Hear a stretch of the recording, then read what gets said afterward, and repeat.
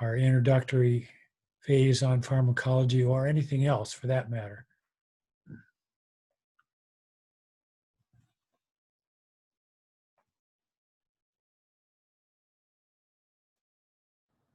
There was a slide in the last lecture, and the title started with the word who.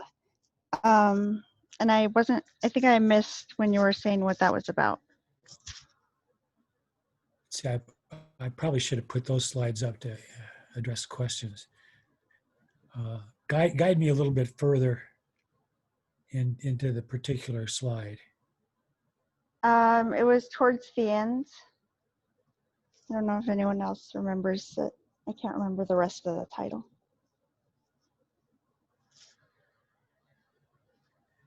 Think about that a little bit and let me know before we're done today, and I'll take a look at it and address your question for next time, because we sure want to approach any questions that any of you might have.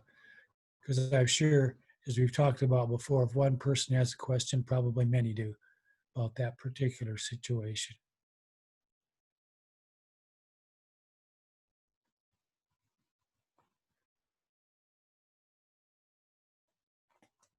Well, to get started, the real reason that I wanted to do this particular issue of Chemical and Engineering News has to do with the article that I'm about to introduce to you at this moment.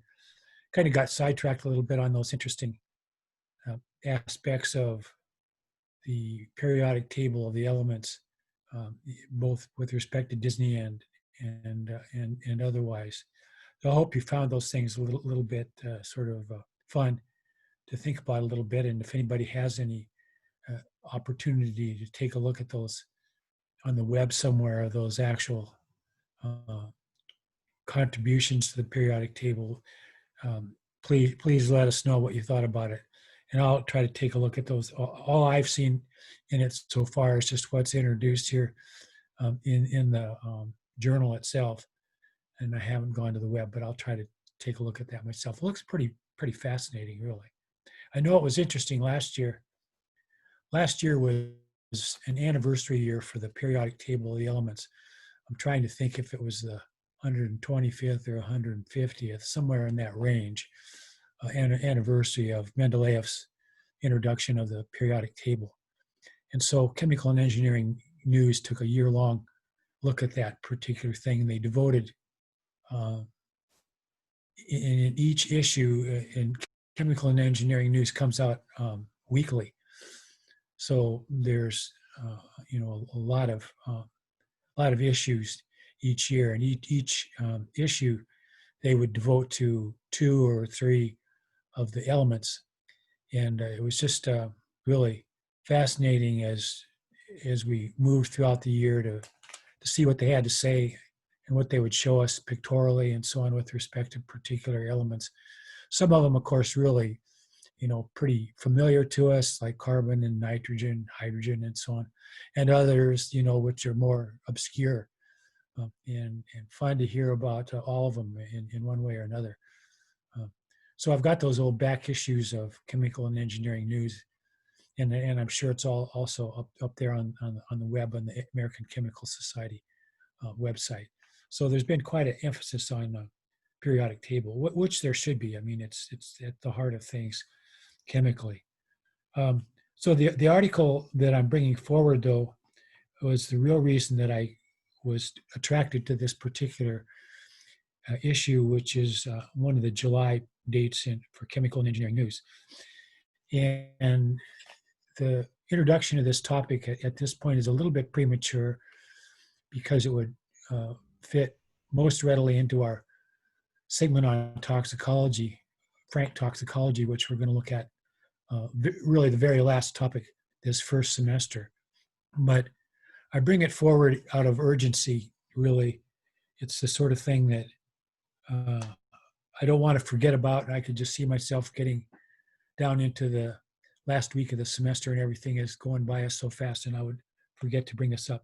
So I'm going to do it right now, and it'll probably take more than one time to take a look at it because it's a pretty extensive topic. But it's titled why limiting PFAS in drinking water is a challenge in the United States. And PFAS is a abbreviation that you may or may not be familiar with.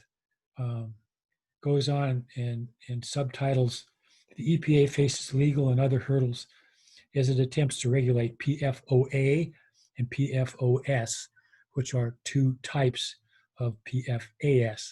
And we'll get to all those abbreviations here shortly.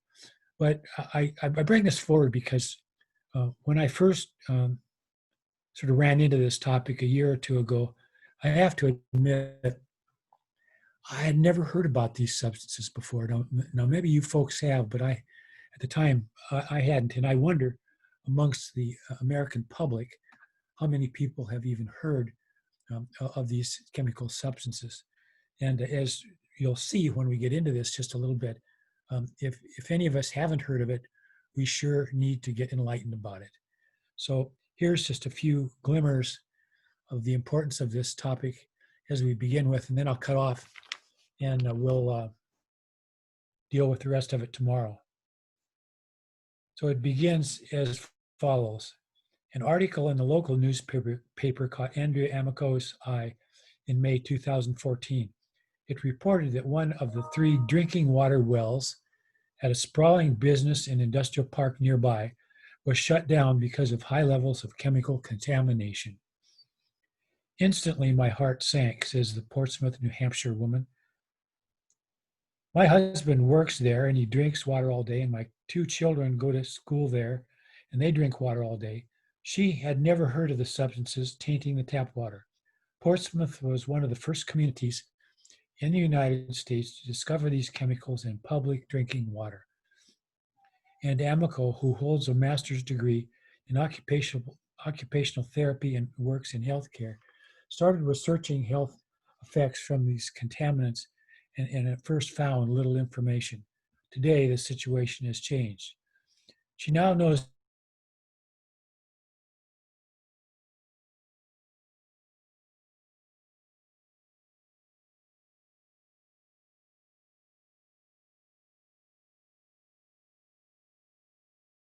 alkylated substances. So there's your definition of PFAS if you didn't already know. They're known as the per and polyfluoroalkyl substances. She easily describes the strong carbon fluorine bonds the chemical industry forges in manufacturing PFAS to create products that are durable under harsh conditions. She explains that these bonds mean PFAS don't break down easily in the environment, earning them the nickname forever chemicals. She understands that the PFAS in the trade port tap water likely stem from firefighting foam used at the Air Force Base decades ago.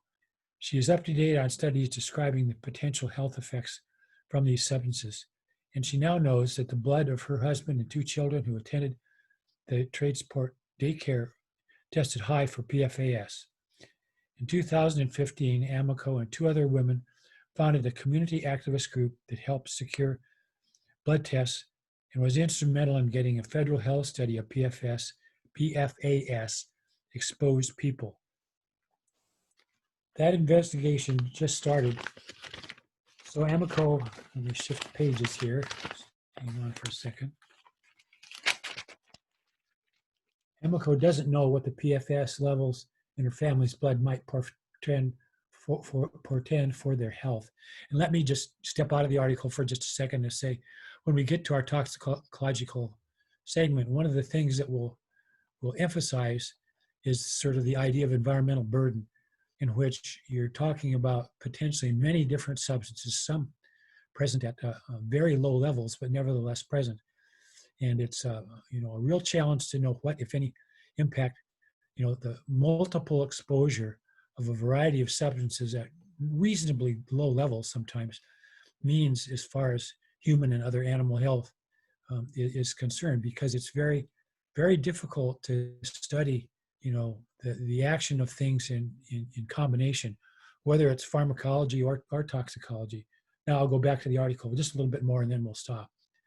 Amico's group has joined others across the U.S. calling for the Federal Environmental Protection Agency to limit the amount of all PFAS collectively collectively in drinking water to 1 part per trillion. So now get this next line. Here's a staggering statement.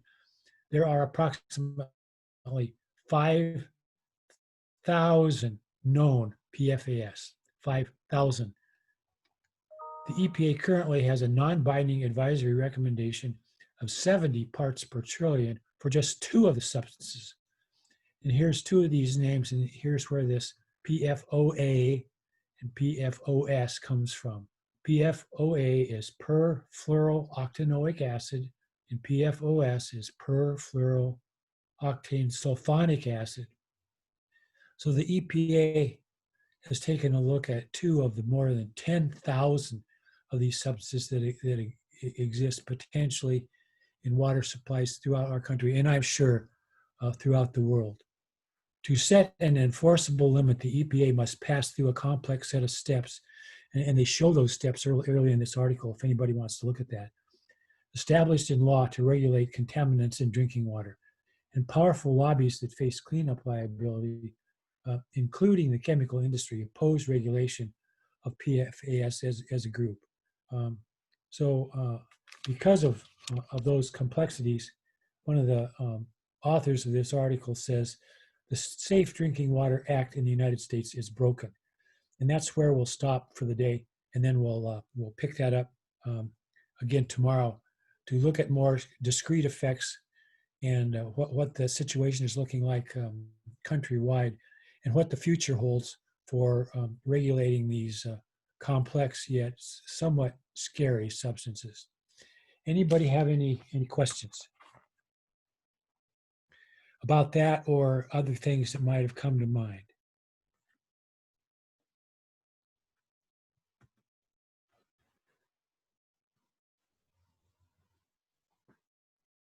Okay, so we're going to take this pretty slowly. I'm going to do quite a bit with laying the introductory background to autonomics.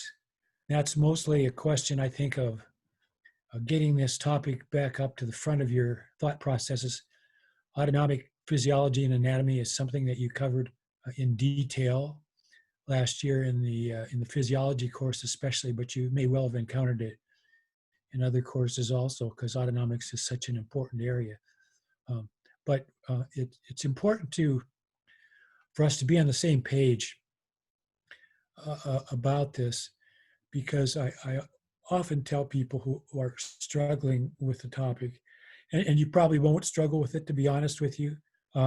Usually people work their way through this topic pretty readily. But once in a while, a difficulty arises. And when that occurs, and let's take one of the subsegments of autonomic drugs like the sympathetic agonists. When an individual comes to me and says, I'm having trouble with the sympathetic agonist, how can you help me out? And I often start by saying, well, if I had to lay a bet on this, and I won't lay any bets, but if I had to, I would bet that the difficulties that you're having have to do with an understanding and appreciation for the fundamentals of autonomic physiology, anatomy, and biochemistry, and not so much the drugs themselves. The drugs themselves, once we get into the specific topics, we'll add a few examples in any given category, and those may or may not be familiar to you. But even if they're not, the names usually come along pretty readily. What necessarily doesn't come along is the understanding of what those substances are doing and why they're doing it. And therein lies the importance of the autonomic physiology, anatomy, and biochemistry. Because I make the claim, and you may chuckle at me by when I'm doing it, but I'll make the claim that the foundation that you have in this area is the absolute key to its understanding. And if you could, here's the deal. Conceptually, if you can conceptualize the system very, very well, then typically you can add the sort of individual memory components back into that conceptualization with great success.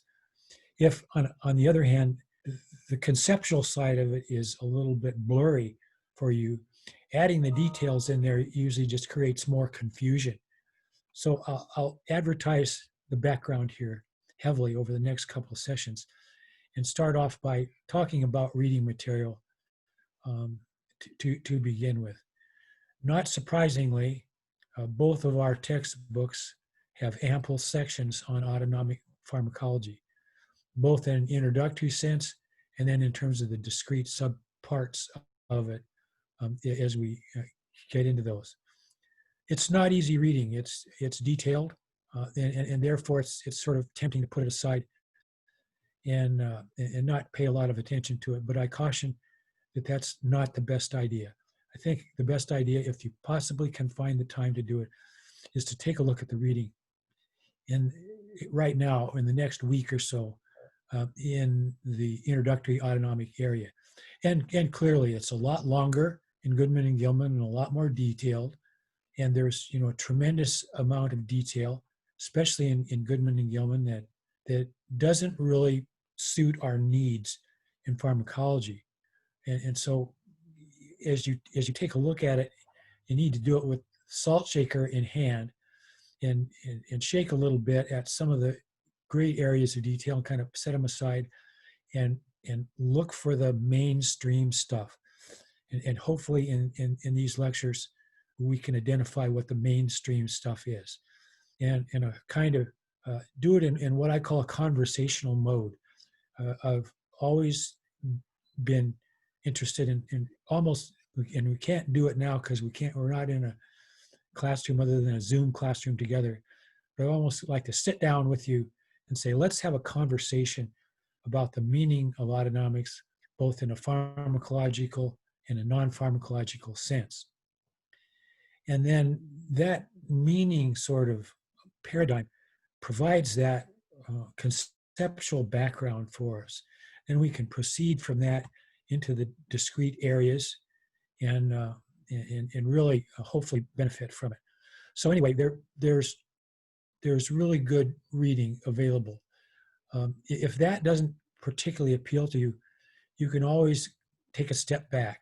And that step back, I think, for our particular purposes would be to the Ganong physiology textbook, which also has a very nice introduction to autonomic anatomy and physiology in it.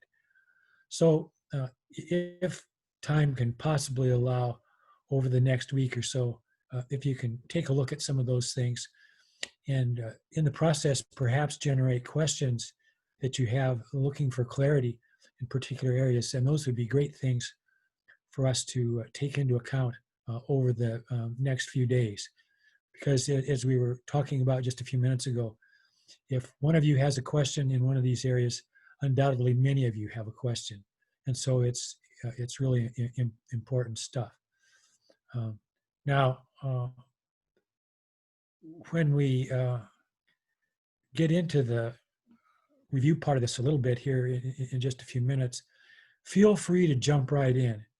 If something I'm saying doesn't sound familiar or doesn't come out with enough clarity, feel free to jump in right at that time or later if you wish, just whichever works best for you. But if we think about Mr. Ed, back to our first PowerPoint and sitting in the hall and worrying about asking questions, don't worry about asking questions, because I'm not going to keep track of who's asking questions and who isn't, and who's up to date on this topic and who isn't. Just interested in us understanding the topic just as well as we possibly can. Now, the question may arise, one question that may arise at the very start of this is, why start with autonomic pharmacology? And the answer to that is, you wouldn't have to. Could start really in many of the different areas that we look at over the next year. But we start with autonomics, and many textbooks lead in with autonomics once they get past the introductory stuff that we just did. And they get into the drug groups, they'll start with autonomics. In fact, I don't know if I can think of a textbook that doesn't start that way, but there's probably something out there that doesn't. And, and I think there's two main reasons why most people do start with autonomics. One has to do with how much is known there. It's been, a topic for scientific pharmacology from the very beginning of scientific pharmacology over a century ago. And so there's a lot of development that has occurred in understanding autonomics over that 100 to 150 years that we're talking about in that time span. So in terms of academic pharmacology, it's nice to start with something that we're on a pretty firm foundation with, in which we actually know a little bit more about than we know about some of the more leading edge, burgeoning areas of pharmacology, which have only started to arise in our awareness over the last few years. So autonomics is an area we don't know everything, and it's not a static area. It's certainly growing and probably will for some time. But on the other hand, it's a more mature pharmacological area than many of the other topics that we'll tackle throughout the two semesters. So in gaining that conceptual foundation for all of pharmacology by taking a look at autonomics is helpful, because we can use as model systems the way certain things are playing out in autonomics to apply to our beginnings of understanding anyway in less well-known areas. So those two reasons, familiarity and modeling, are I think great reasons to start with autonomics. Now you'll see a subtitle on our entry-level slide says parasympathetic system, and you could probably also ask the question, okay, well, we're going to start with autonomics. Now, which part of autonomics do we really begin with? Do we start with the sympathetics, or do we start with the parasympathetics, or what's up with that? And I think one of the answers to that is that when we start into this, which probably won't even be tomorrow in terms of the discrete stuff, because I want to do that much with sort of review. When we started we'll start with parasympathetic agonists. And the so-called direct-acting parasympathetic agonist is a relatively small drug category, but one which nevertheless lays out the foundation for understanding autonomics very, very readily. So rather than starting with some of the more complex autonomic topics, start with, I sort of probably shouldn't use the word simple, but perhaps more straightforward of the autonomic areas. And we'll be referring to, all of autonomics, parasympathetic and sympathetic, as we go along. But in that initial foray, which will probably be next Tuesday, we will initiate our discrete look at the drug systems themselves by taking a look at the parasympathetic side. And I'm going to come back to a number of these slides in a minute here, but let me just go to this one called the autonomic trick, or sometimes I call it the autonomic square. And let me just mention that for the moment as something to sort of tickle our imaginations a little bit as we go along in introducing autonomics over the next couple of days. So if we had a whiteboard here, I would go up and I would draw a big old square up on the whiteboard. So if you want to draw yourself a square, if you're taking notes on your piece of paper, do that. And then at each corner of that square, we put one of the main autonomic subgroups. And you may or may not want to do that now, but the upper left-hand side, I would put parasympathetic agonists. And then below that, I'd put parasympathetic antagonists. And then I'd go and do the similar sort of thing over on the other side. We'll do this for sure when we get to it next week. So notice that one of those corners of the square is indeed the parasympathetic agonist, which I just referred to. And here's where people, I often sort of, I lose them at this point in the early going, because the claim I make is one that is easy to scoff at. But I basically make the claim that if you know the pharmacology of that first corner, parasympathetic agonist, you know all of autonomic pharmacology pretty much right then, by some simple manipulations. And that's what this square is all about. It's a tool that you can use in the future when you're trying to recall something that's going on in one of these areas. If you can recall one part of it and then relate that back to the changes from one corner to the other of the square, you've got the whole picture in mind. So anyway, enough said on that now. Just enough to tease you just a little bit, and then definitely much more in detail on that as we go along.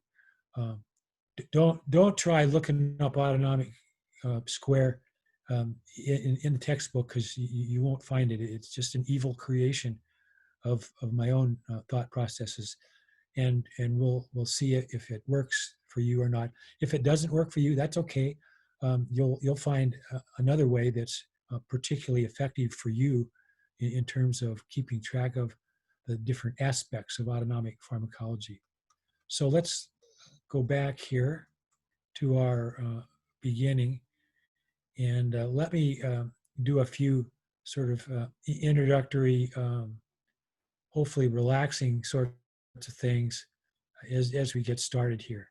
Now, if our introductory slide had said Introduction to Autonomic Sympathetic System, we would be right in the middle of stress, because, of course, one of the natures of the sympathetic system is that it's a stress-based physiological system. And we're not interested in increasing your levels of stress. We're interested in decreasing it. So in that sense, the parasympathetic side is not stress-free, but it's a less stressful aspect of autonomics. And we'll put that into context here shortly. You probably already have it pretty well in context. So this one is in here just for the fun of it.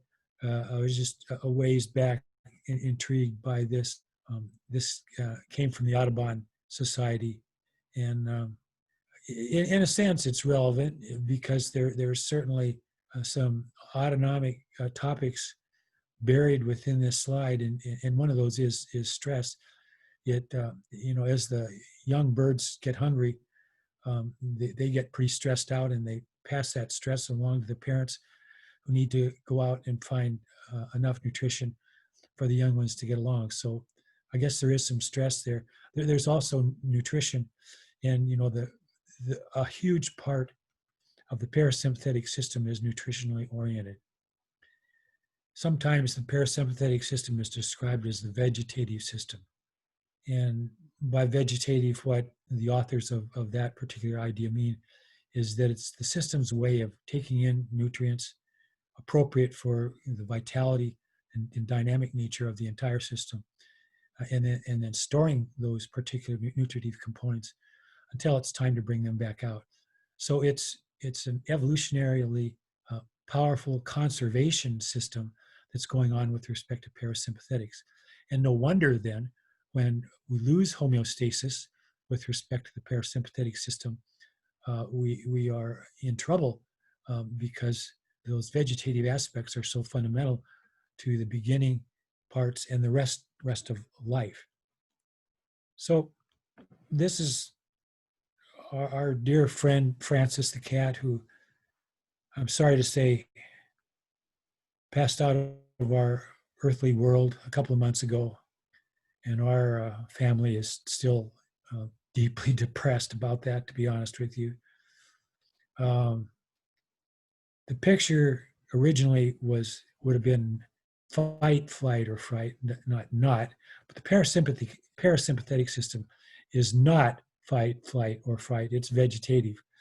And in the picture that you're seeing here, and this is a real picture of Francis taken many years ago, which you may or may not have seen before, but it was a real fortunate catch on our part, in that he was taking a nice little nap on top of this little pedestal you'll see there with the red cover. And all of a sudden, at the front door, which wasn't too many feet away, the front door burst open, and a friend of ours came in the house with her dog in hand. And the dog let out a couple of barks, and that got Francis' attention immediately and put him into the fight, flight, or fright situation, which is, of course, the sympathetic response to a stressful environment. And this picture caught our attention so rapidly. And by the way, there was no confrontation, physical confrontation between the dog and the cat, so everything was okay. And a few minutes later, he was back sleeping on the pedestal. But here, for a few seconds and a few short minutes after the dog entered, and this was not a dog he was familiar with, it was one he was not familiar with. So it truly was a stressful situation for him. But he assumed an absolutely classical sympathetic response. I mean, I don't know if in your resolution, in your picture, if you can see it or not, but his pupils are dilated about as far as they'll go. And you can bet that shortly before that, the pupils weren't like that, because it was as you can see, a somewhat sunny spring or fall day. And so there was a lot of sunlight. He didn't need to have dilated pupils. They would have been more in the constricted or parasympathetic state. But within a second or two of this encounter with the dog, his pupils were dilated. His back was arched. The hair, look at the hair standing up on his back. And if we had physiologically monitored him at the situation, which I wish we could have, but of course this was a surprise, so and we wouldn't have been easily able to do that anyway.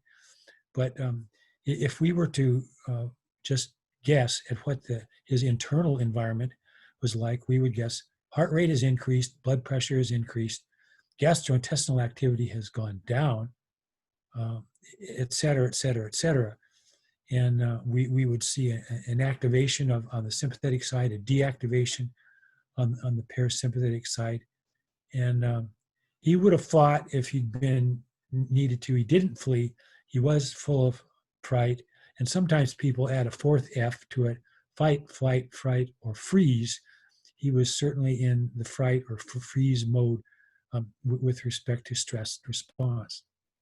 So in emphasizing parasympathetic stuff, parasympathetic is not fight, flight, fright, or freeze.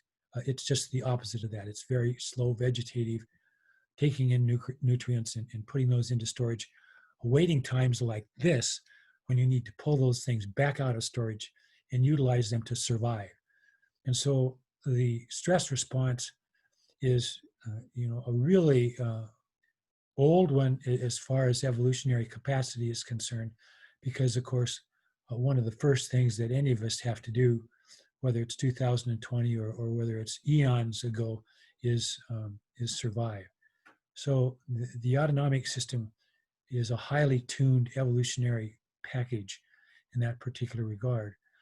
And in one sense, it's two different systems. In one sense, and we'll talk about that a little bit here shortly when we talk a little anatomy and so on. In another sense, the parasympathetic and the sympathetic are just two distinct physiological systems. But since they counter each other, the effects in one system, for the most part, are the opposite effect in the other system. So with Francis's increase in heart rate here, eventually when the threat went away and the sympathetic side calmed down and the parasympathetic started up, of course, his heart rate started to decline rather rapidly. So heart is a good example of an organ in which there's dualistic innervation from both systems, and the effects are just the opposite of each other. Because of those opposite sorts of effects, the two subdivisions operate together to form the homeostatic state. And so under most normal situations, both the sympathetic and the parasympathetic sides of the autonomic nervous system are just kind of humming along. They're not shut down completely. They're not activated. They're just sort of middle of the road.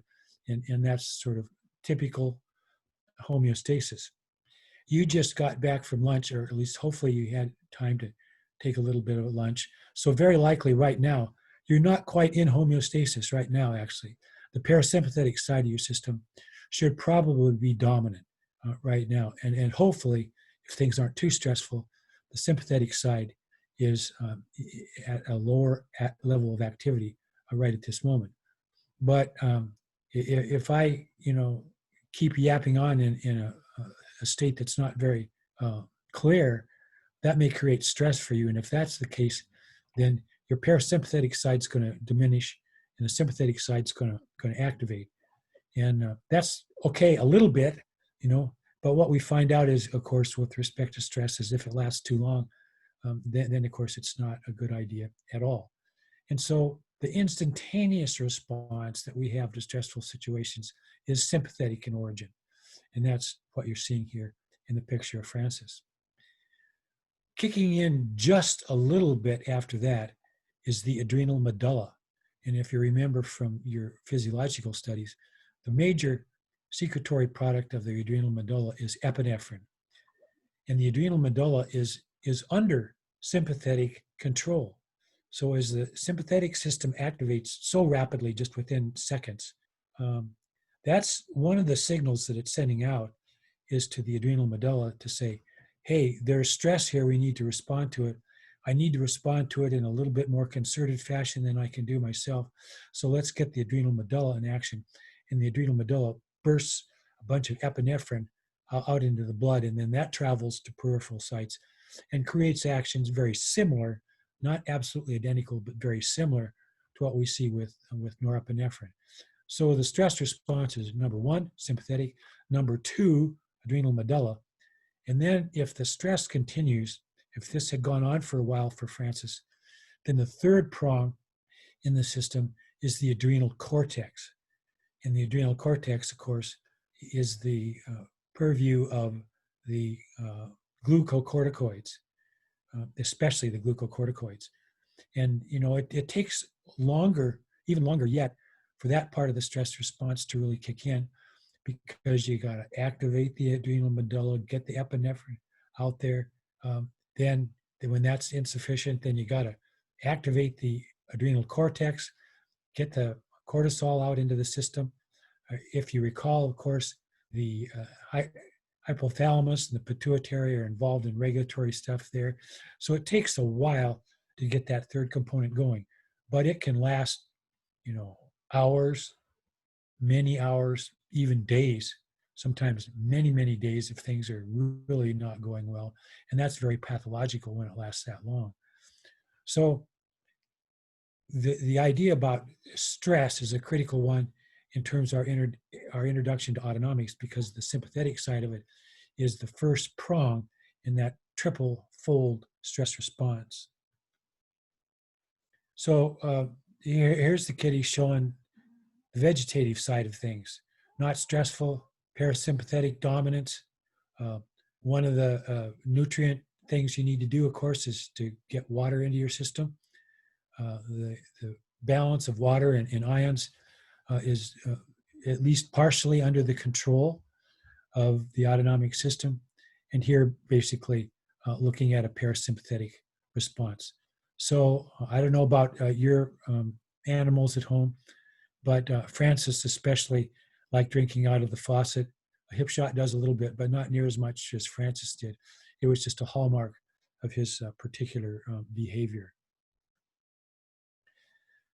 So here's the more parasympathetic side of the pupillary response. They're not exactly pinpoint pupils here, but they're much smaller than the dilated form of the pupils that we saw before with respect to Francis.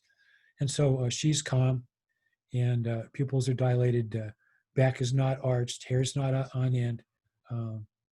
All those things that we know about parasympathetic system, lower heart rate, lower blood pressure. She may well have increased gastrointestinal activity at this point, because she may have been pretty content after having a nice meal.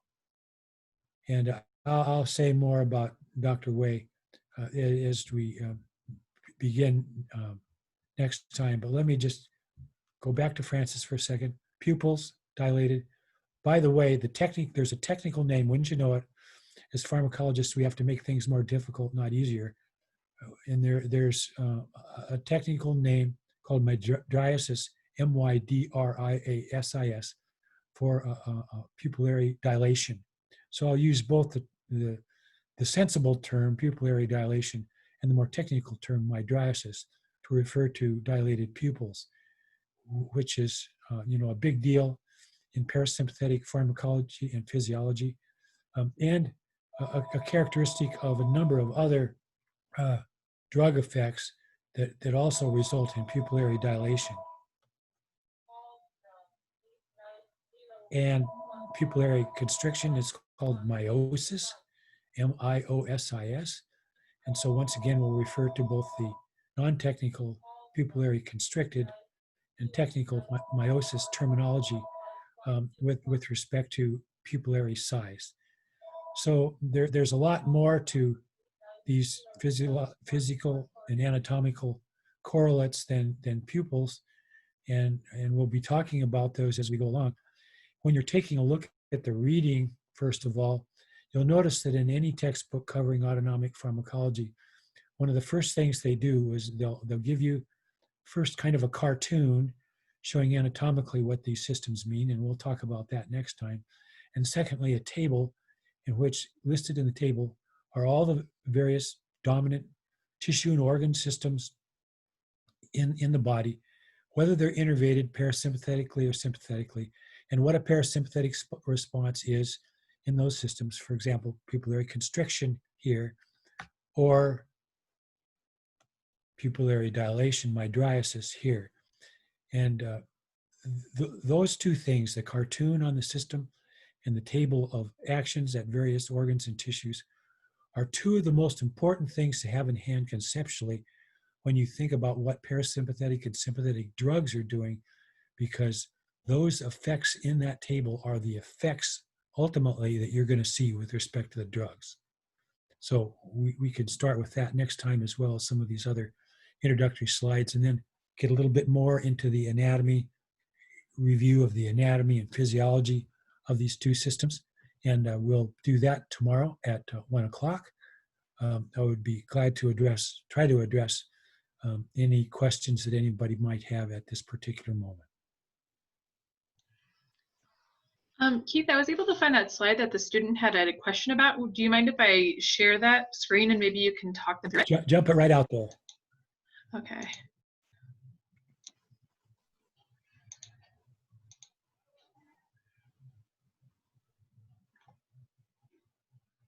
Okay, can you see my screen? Okay. Yeah, no wonder there's questions about that one. This is one of those catch-all slides. It's showing, various ligands, such as epinephrine, and binding to one of the G protein coupled receptors known as the beta-2 adrenergic receptor, which is positively coupled to adenylyl cyclase, and so that kicks out cyclic AMP. And so that's just one of the many things they're showing there. They're showing a whole bunch of different things going on in the cell. And the idea of the slide is, if you've got all these various signal transducing things going on in the cell, how does the cell make sense of it? How does it integrate a response? For example, maybe acetylcholine is also hitting a receptor on that cell, as you see off to the right-hand side of epinephrine. How do you, integrate what's going on with respect to cyclic AMP? And that'll be one of our jobs. So it's not meant to confuse you, which it certainly would, however, if you try to look at the whole picture of it. So, nothing on the upcoming exam asking you to do such tasks, but just sort of thinking ahead to when we're working with multiple systems, drug-wise, receptor-wise, and signal transduction-wise, and sort of the complicated effects that are going on inside the cell. How do you integrate those various sorts of things? That will actually be the topic of our discussion many steps along the way. So great question. Glad you brought that up. Take it for right now and put it in your back pocket and remove it out of your stress zone right at the moment. Thanks for putting that up, Katie, for knowing which one it was, and hope that helps everybody walk on to your next task with a little less stress. Thank you. Thank you. Thanks, Katie. You're welcome. Okay, see you at 1 o'clock tomorrow afternoon, everybody. Thanks a lot, Katie. See you. Thank you. You're welcome. Have a good day. Thank you. Same to you.